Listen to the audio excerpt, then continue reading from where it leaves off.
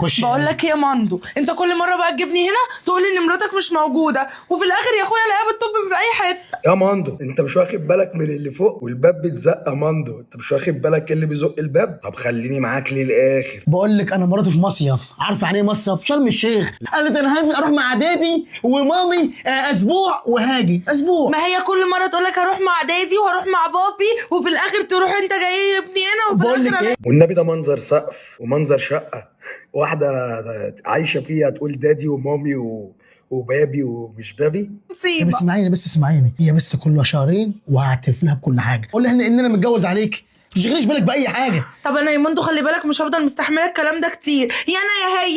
لا ما ينفعش انت هي، ازاي يعني؟ ازاي اقول لمراتي ان انا متجوز عليها؟ وانا عايز افهم حاجه، هو اللي كاتب لكم السكريبت ده كان شارب حته ب 200؟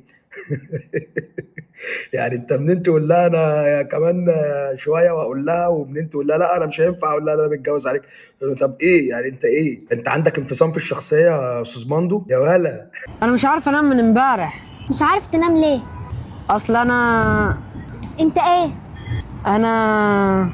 ايه يا ابني مالك؟ لسانك علق ولا ايه؟ عمالي انا انت فقدت الذاكره؟ طب طلع لسانك، اعمله كده لقه واقلبه. مالك في ايه؟ ما تقول يا ابني، انت عايز تقول ايه طيب؟ انا ايه؟ قول.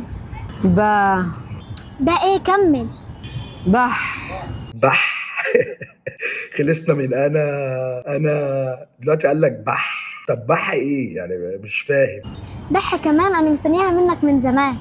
بحلم بكوابيس كتير قوي وانا نايم. فوق عليك وعلى رباك، بقالك ساعه عمالي انا وبح. ايه بحلم بكوابيس؟ ما تحلم يا عم ولا اكلك قطر؟ احنا مالنا؟ انت بتشكلنا همك ليه؟ ايه اللي احنا استفدناه من الفيديو؟ طيب انا مش فاهم، هل دي كوميديا؟ هل اللي انت بتقوله ده كوميديا؟ انا مش فاهم في ايه. ربنا يا رب يخرجنا من سنه 2026 دي على خير، مع انها لسه ما بداتش.